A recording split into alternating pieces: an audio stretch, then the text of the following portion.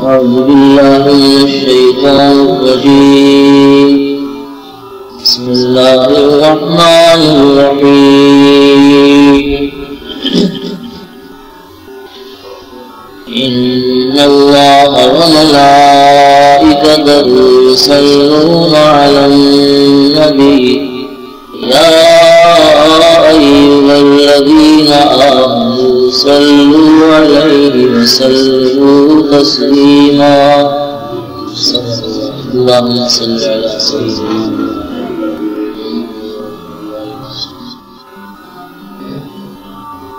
بے شک اللہ تعالی اور اس کے تمام فرشتے درود بھیجتے رہتے ہیں نبی پاک صلی اللہ علیہ وسلم پر۔ اے ایمان والو بھی درود ان پر بھیجا کرو اور خوب سلام بھیجا۔ شان رمضان، اس کے بعد شان صیام اور پھر شان قرآن اور شان رحمان کے سلسلے سے تھوڑا تھوڑا بطور نمونے کے کچھ بیان ہو چکا ہے۔ شان سید الانس والجان، تمام انسانوں کے اور تمام جنات کے جو سردار ہیں، یعنی حضرت محمد مصطفیٰ صلی اللہ علیہ وسلم، شافع محشر، ساقی کوثر،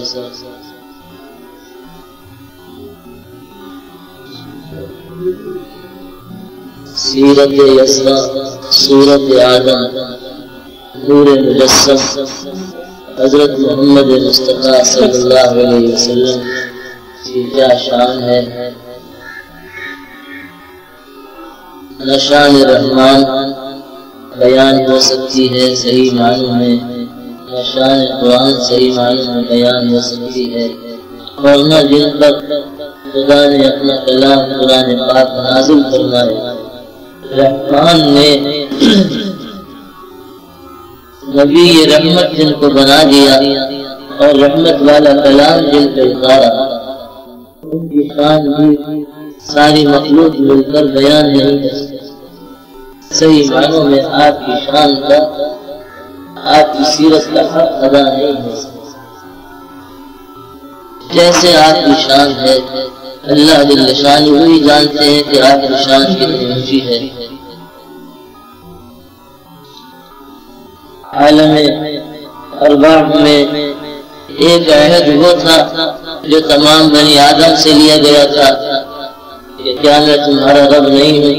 سب نے کہا بلا، کیوں نہیں، آپ ہی ہمارے رب ہیں۔ اور ایک عہد وہ تھا جو خاص انبیاء کرام علیہ السلام کے گروہ کو الگ بلا کر ان سے لیا گیا۔ کیا عہد لیا گیا تھا؟ اعوذ باللہ من الشیطان الرجیم، بسم اللہ الرحمن الرحیم۔ وَإِذْ أَخَذَ اللَّهُ مِيثَاقَ النَّبِيِّينَ لَمَا آتَيْتُكُم مِّن كِتَابٍ وَحِكْمَةٍ ثُمَّ جَاءَكُمْ رَسُولٌ مُّصَدِّقٌ لِّمَا مَعَكُمْ لَتُؤْمِنُنَّ بِهِ وَلَتَنصُرُنَّهُ إِلَى آخر الآیت۔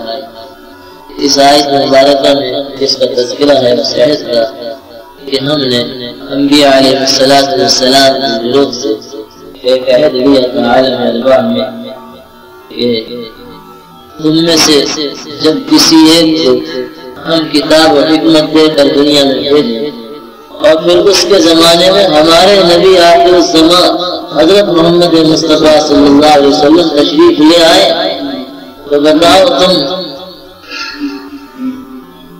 ان پر ایمان لاؤ گے اور ان کی مدد کرو گے یا نہیں؟ قال أَقْرَرْتُمْ وَأَخَذْتُمْ عَلَى ذَلِكُمْ إِصْرِي قَالُوا بَلَىٰ۔ تم نے مجھ سے وعدہ کر لیا یا نہیں ان پر ایمان لانے کا اور ان کی نصرت اور مدد کرنے کا؟ اے انبیاء کے گروہ بتاؤ، تم میں سے جب ہم کسی ایک کو دنیا میں بھیجیں کتاب و حکمت کی تعلیم دے کر اور پھر اس کے زمانے میں ہمارے نبی آخر الزمان حضرت محمد مصطفیٰ صلی اللہ علیہ وسلم تشریف لے آئے، تو بتاؤ تم ان پر ایمان لاؤ گے یا نہیں اور ان کی مدد کرو گے یا نہیں؟ اور تم اس بات کا اقرار کرتے ہو یا نہیں؟ سب نے کہا بلا، کیوں نہیں، ہمارا اس کا اقرار کرا۔ اور عملی طور پر خدا پاک نے شب معراج میں اس کا ظہور فرما دیا۔ جبرائیل امین جیسے مقرر فرشتے کو بھیجا، جنت سے سواری بھیجی، جنت کا تشت سونے کا بھیجا اور زمزم کا پانی لیا۔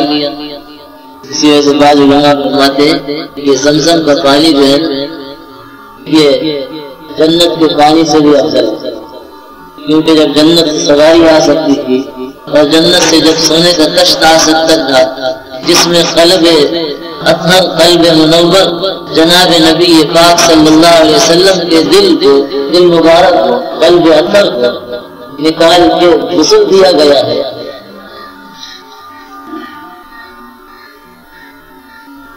تو وہاں سے پانی بھی آ سکتا تھا، لیکن پانی وہاں سے نہیں بھیجا، پانی اسی زمزم کا پانی استعمال کیا۔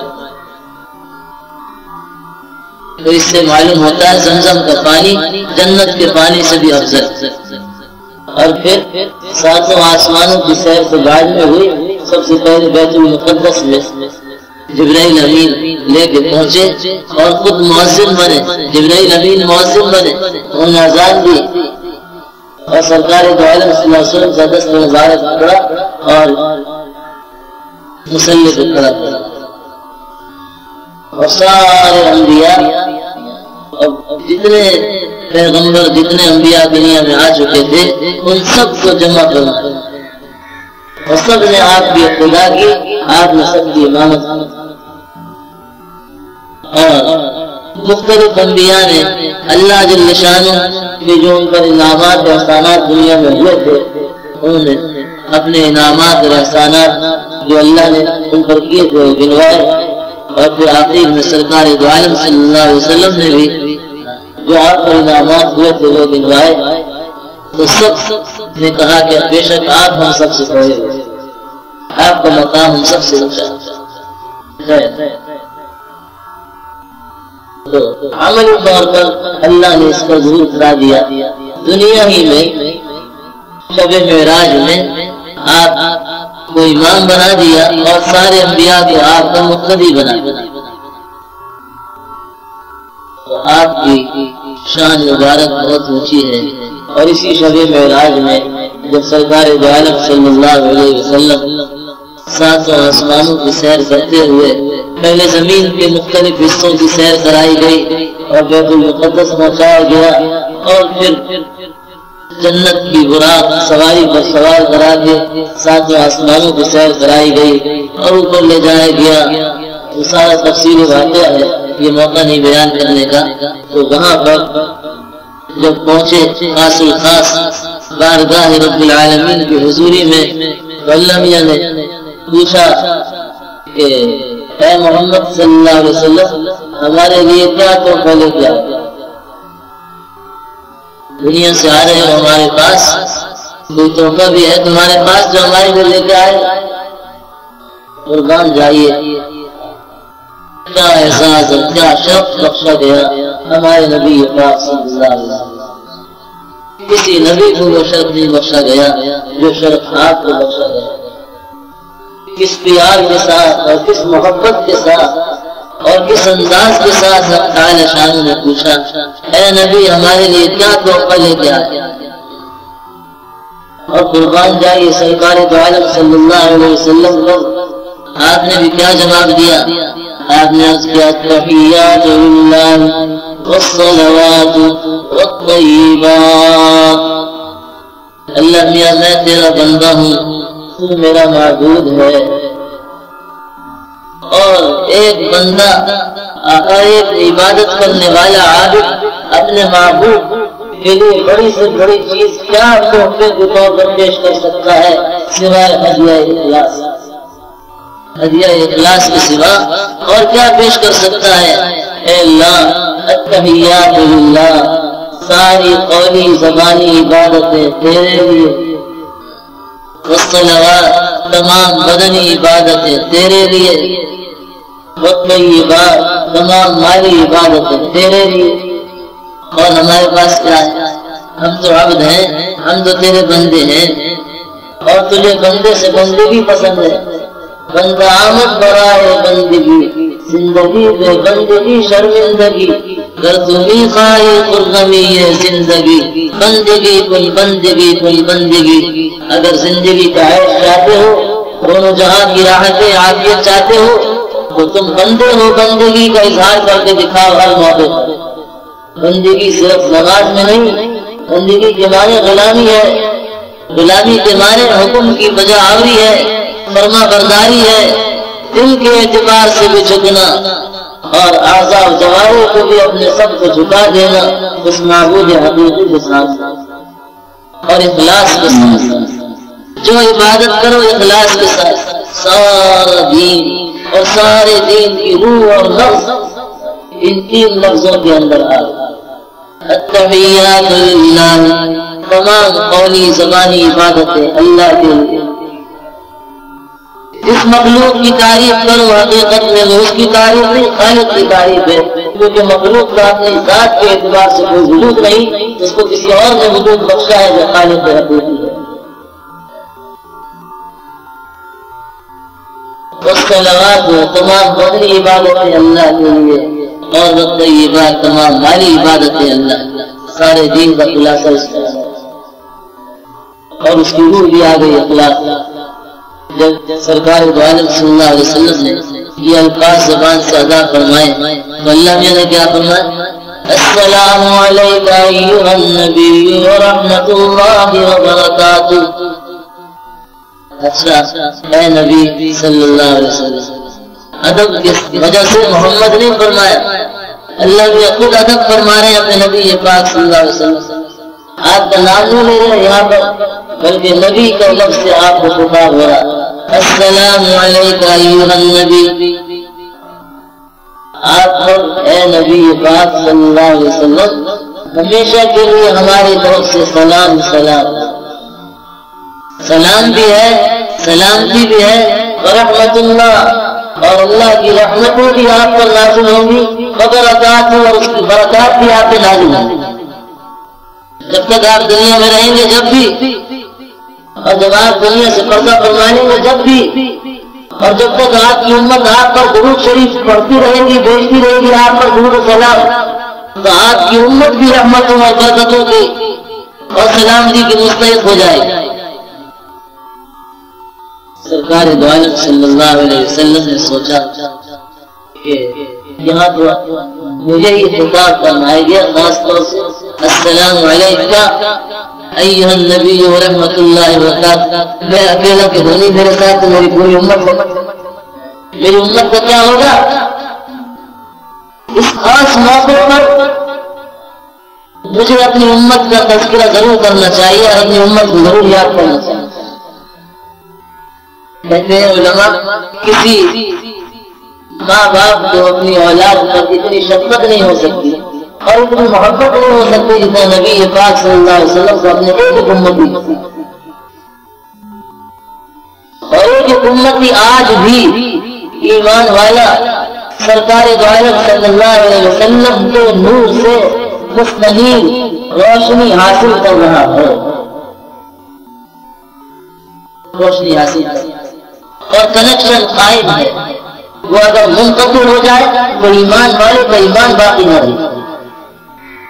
سرکار دو عالم صلی اللہ علیہ وسلم کے قلب مطہر سے، قلب منور سے تمام اہل ایمان کے قلوب کا کنیکشن وابستہ ہے، کیونکہ آپ کے طفیل میں سب کو ایمان ملا ہے، آپ کے طفیل میں قرآن ملا ہے، آپ کے ذریعے ملا ہے، رحمان کا پتہ آپ کے ذریعے لگا ہے۔ آپ کی کتنی بڑی شان ہے، ارے سارے کارخانے عالم کے وجود آپ کے طفیل میں بخشا گیا۔ کیسے آپ سوچیں گے کیسے آپ کوئی دلیل ہو؟ یہ ساری کائنات کس کے لیے بنائی؟ انسان کے لیے۔ انسان کو اگر پیدا کرنا مقصود نہ ہوتا تو نہ آسمانوں کو بنایا جاتا، نہ زمینوں کو، نہ چاند، سورج، تارے، پہاڑ، دریا،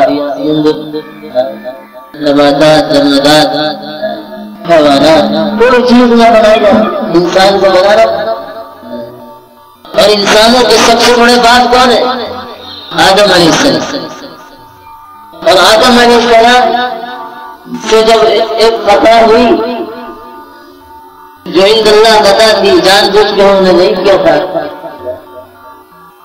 خطا ہوئی اور اس کی وجہ سے زمین میں اتارے گئے تو 40 برس تک روتے رہے اور اتنا روئے کہ فرمایا نبی پاک صلی اللہ علیہ وسلم نے کہ تمام بنی آدم کا رونا ایک طرف اور آدم کے آنسو ایک طرف، آدم کے آنسو تمام بنی آدم کے آنسو سے بڑھ جاتا، کتنا رونا. اور پھر ذہن میں بات آئی 40 سال کے بعد روتے روتے، میں نے جنت میں لکھا ہوا دیکھا تھا لا الہ الا اللہ محمد رسول اللہ صلی اللہ علیہ وسلم. یہ جو لا الہ الا اللہ کے ساتھ محمد رسول اللہ لکھا ہوا تھا، معلوم ہوتا ہے یہ حضرت محمد صلی اللہ علیہ وسلم کی کوئی بہت بڑی اونچی شخصیت ہے. یہ اللہ کی بڑی محبوب شخصیت ہے، اللہ کی بڑی مقرب ترین شخصیت ہے. کبھی اللہ تعالیٰ نے جنت میں کسی اور نبی کا نام نہیں ذکر کیا. بہت سے انبیاء 1,34,000 پیغمبر، لیکن جنت میں میں نے جو لکھا ہوا دیکھا لا الہ الا اللہ کے ساتھ محمد رسول اللہ لکھا. تو خیال آیا تو آسمان کی طرف نگاہ اٹھائی اور روتے ہوئے اللہ میاں حضرت محمد صلی اللہ علیہ وسلم کے واسطے میں تجھ سے معافی چاہتا ہوں. فوراً رحمت جوش میں آئی، کیونکہ رحمان الرحیم کے سامنے نبی رحمت کا نام لیا. وما ارسلناک الا رحمۃ للعالمین، تمام جہاں والوں کے لیے ہم نے آپ کو رحمت بنا کے بھیجا. اور فرمایا انا رحمۃ مہداۃ، دیکھو میں تمہارے لیے اللہ کی طرف سے ایک رحمت بنا کے بھیجا دیا ہوں اور بطور تحفے کو تمہیں دیا گیا، بطور ہدیہ مہداۃ، بطور ہدیہ اور تحفے میں تمہیں بخشا گیا. اس سے بڑا ہدیہ اور تحفہ کوئی ہو نہیں سکتا عالم انسان.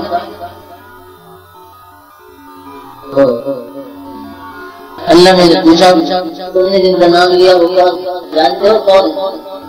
میں بھی اور کو جانتا ہوں، بس جنت میں لکھا ہوا دیکھا تھا ان کا نام آپ کے نام.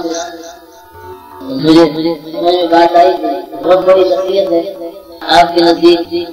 اللہ نے فرمایا وہ تمہاری اولاد میں سے ہوں گے، لیکن یاد رکھو اگر تمہیں پیدا کرنا مقصود نہ ہو تو تمہیں پیدا کر دیا.